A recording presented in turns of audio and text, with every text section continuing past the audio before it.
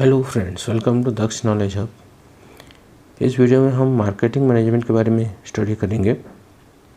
तो सबसे पहले जानना ये है कि what is marketing. Marketing is that process of business which is related to satisfying human wants by exchange of goods and services. तो मार्केटिंग एक प्रक्रिया है जिसमें हम ह्यूमन वांट्स या इंसानों की आवश्यकताओं को पूरा करने की चेष्टा करते हैं। वो किस तरह करते हैं? गुड्स एंड सर्विसेज को एक्सचेंज करके हम वो आवश्यकताएं पूरी करते हैं। तो इसमें क्या किया जाता है? हम कुछ गुड्स एंड सर्विसेज प्रोड्यूस करते हैं और जिनको आवश्यकता है उनको उन चीज़ों को प्रोवाइड करते हैं जिससे कि कंज्यूमर की आवश्यकताएं पूरी होती है। Then concept of market.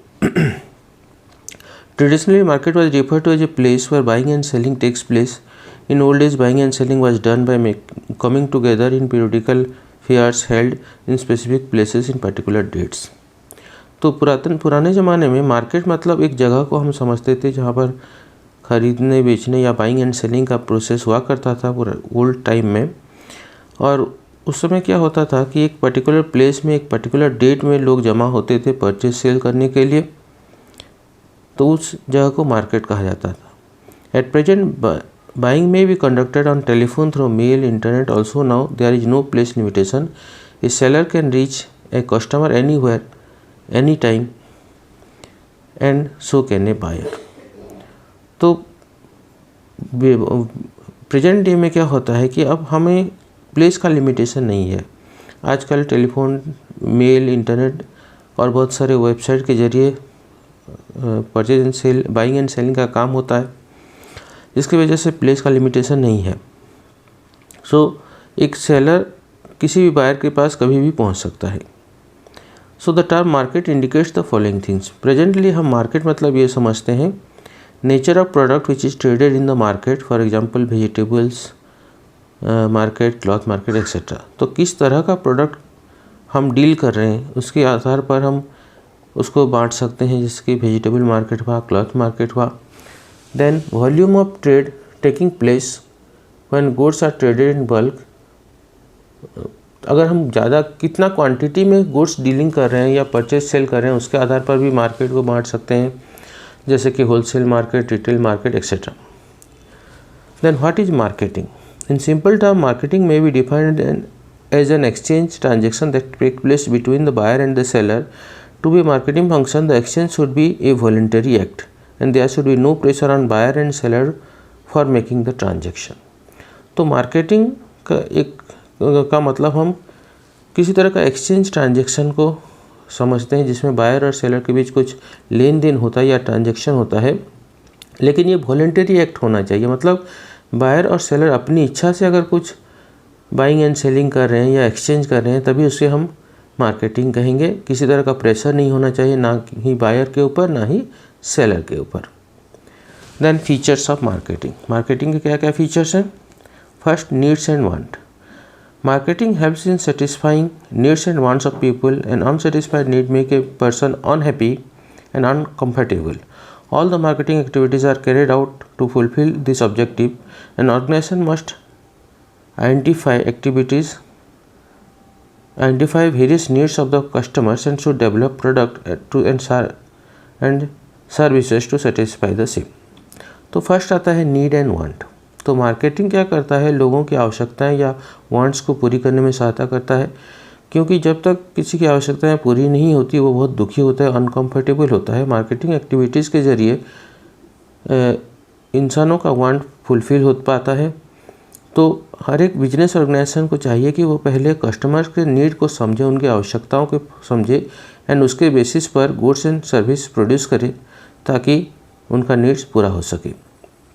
Then second feature है creating market offering. Market offering refers to a complete offer for a product और service by specifying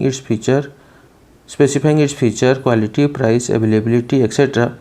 the purpose is to provide complete information about the product. A good market offer is one which aims at complete customer satisfaction. तो then market offering create करना, ये second feature है marketing का. तो market offering क्या है?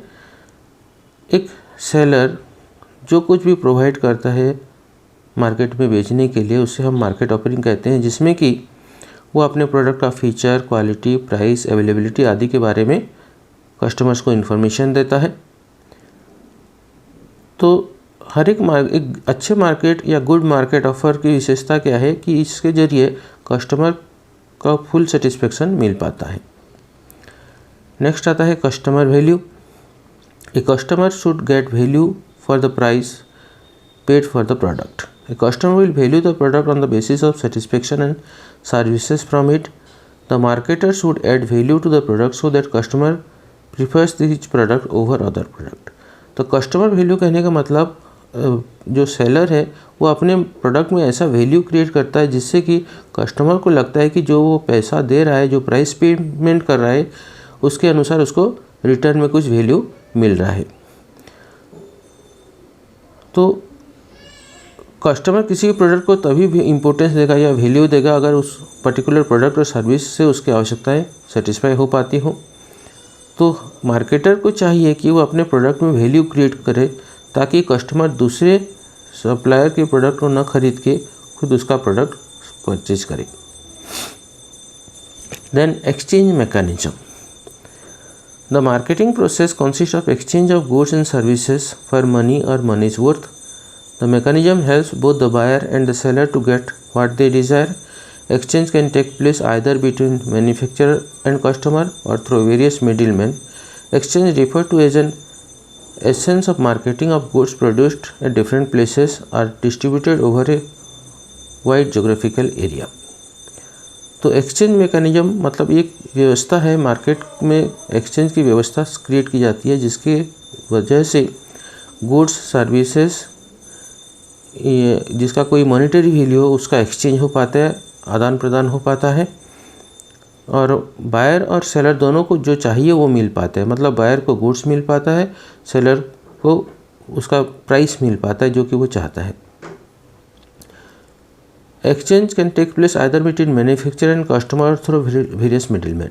तो generally exchange का जो प्रोसेस है डायरेक्टली मैन्युफैक्चर टू कस्टमर भी हो सकता है या फिर मैन्युफैक्चर और कस्टमर के बीच बहुत सारे मिडिलमैन हो सकते हैं जैसे कि होलसेलर, रिटेलर आदि, जिनके जरिए गुड्स कस्टमर तक पहुंच सकता है। तो मार्केटिंग का मोस्ट इम्पोर्टेंट पार्ट है एक्सचेंज। बिना एक्सचेंज के मार्केटिंग पॉसिबल नहीं है, ना ही गुड्स बहुत बड़े ज्योग्राफिकल एरिया में उसको डिस्ट्रीब्यूट किया जा सकता है। देन क्वेश्चन आता है व्हाट कैन बी मार्केटेड, किसको हम मार्केट कर सकते हैं। So the question generally asks what is to be marketed. Marketed क्या होगा? इज इट ए प्रोडक्ट और ए सर्विस और समथिंग एल्स। तो क्या वो एक प्रोडक्ट है, क्या सर्विस है, या क्या और कुछ है जिसको हम मार्केटिंग कर सकते हैं। So it is a product service which A seller sells and a buyer buys. It is supposed to satisfy human wants and needs. A product is a bundle of utility or a source of satisfaction. It need not necessarily refer to physical product only. It may include anything that can be offered to customer for satisfaction. तो ये जो हम किसको market करेंगे वो product हो सकता है या सर्विस हो सकता है जो कि एक सेलर बायर को बेचता है। इसकी वजह से जो बायर या कस्टमर है उसके नीड्स एंड वांट्स पूरा हो पाते हैं। तो जो प्रोडक्ट है वो फिजिकल प्रोडक्ट भी हो सकता है या कोई भी चीज़ हो सकता है जो कि कंज्यूमर को सेटिस्फाई करे, उसको हम मार्केट कर सकते हैं। So the product must possess something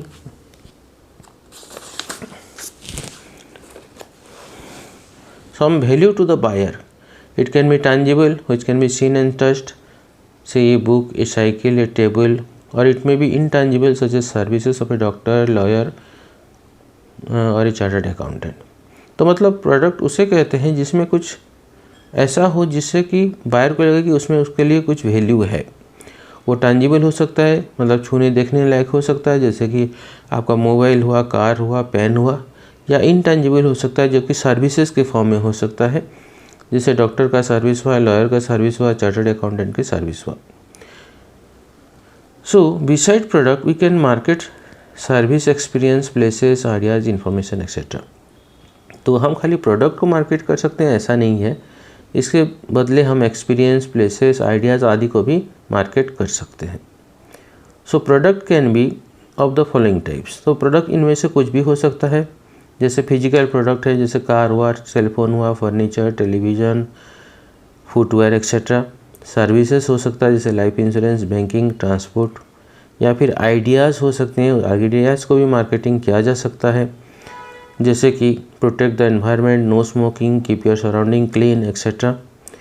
tourist places भी हमारे प्रोडक्ट हो सकते हैं, जैसे Goa, Kerala, hill station, Kashmir, Singapore etcetera. Experience मतलब हमने जो काम किया है उससे जो एक्सपीरियंस गेन किया है वो भी, उसका भी मार्केटिंग हो सकता है, जैसे माउंटेनियरिंग, क्रिकेट मैच, वॉचिंग ए क्रिकेट मैच और seeing a movie etcetera. Then information भी का भी मार्केटिंग हो सकता है, जैसे यूजिंग एन एटीएम कैसे यूज किया जाए, इंपोर्ट एक्सपोर्ट प्रोसीजर हुआ, शेयरिंग रिसर्च इन्फॉर्मेशन एक्सेट्रा। तो हमने जाना कि प्रोडक्ट के अंतर्गत क्या क्या आता है। Then who is a marketer. Marketer किसे कहा जाएगा? ए मार्केटर और सेलर इज ए पर्सन और the organisation who makes available the products और services to customer with intention of satisfying their wants and needs. तो मार्केटर कौन है या सेलर किसे कहेंगे? वो एक पर्सन हो सकता है, एक इंसान हो सकता है, या ऑर्गेनाइजेशन या कोई बिजनेस ऑर्गेनाइजेशन हो सकता है, जिसके वजह से गुड्स एंड सर्विसेज कस्टमर को मिल पाते हैं और उसका मेन इंटेंशन होता है कि उस गुड्स एंड सर्विसेज के जरिए कस्टमर की जो आवश्यकताएं हैं या नीड्स एंड वांट्स हैं वो पूरा हो सके।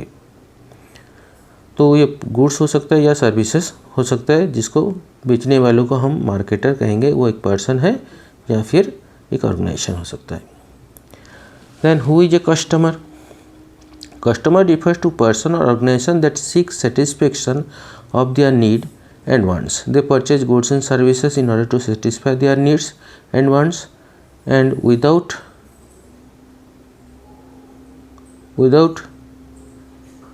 customer there cannot be any marketer. तो कस्टमर कौन है? वो एक पर्सन हो सकता है या फिर कोई ऑर्गेनाइजेशन हो सकता है जो कि अपने नीड्स को पूरा करने की चाह रखता है, एंड मतलब जो अपने नीड की पूरा करना चाहता है उसको हम कस्टमर्स कहते हैं। तो कस्टमर को हम अलग अलग बेसिस पर क्लासीफाई कर सकते हैं, जैसे उसका एज, रिलीजन, लोकेशन आदि के आधार पर कस्टमर को हम क्लासीफाई कर सकते हैं। Then essential condition for exchange. Exchange करने के लिए क्या क्या कंडीशन चाहिए? There must be two parties, buyer and the seller. Exchange करने के लिए बायर और सेलर दो पार्टी का होना जरूरी है। Both the party should be capable of offering something of value to each other. हर एक पार्टी एक दूसरे को कुछ वैल्यू दे पाता हो, जैसे बायर पैसा दे पाता हो, सेलर कुछ गुड्स दे पाता हो। The party should communicate with each other and should deliver the product और सर्विस। तो जो दो पार्टी हैं बायर और सेलर आपस में कम्युनिकेट करेंगे, बात करेंगे, जिसके जरिए प्रोडक्ट और सर्विस का लेन देन होगा। Then both the parties should have the freedom to accept और रिजेक्ट द ऑफर। तो दोनों पार्टी का ये अधिकार होगा, तो वो चाहे तो ऑफ़र को एक्सेप्ट कर सकते हैं या रिजेक्ट कर सकते हैं। Both the party should be willing to enter into transaction. वो जो बायर एंड सेलर हैं वो अपनी इच्छा से बिजनेस ट्रांजैक्शन करने के लिए राजी हों। तो ये जो बेसिक नीड्स था एक्सचेंज मैकेनिज्म के लिए। देन आगे आते हैं रोल ऑफ मार्केटिंग।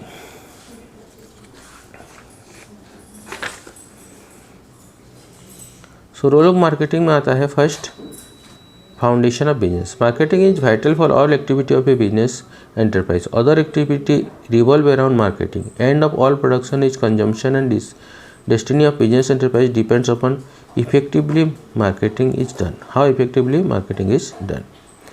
तो बिजनेस का आधार है मार्केटिंग या फाउंडेशन है मार्केटिंग, क्योंकि बिना मार्केटिंग के बिजनेस का कोई वैल्यू नहीं है, गुड्स का प्रोडक्शन का कोई वैल्यू नहीं है।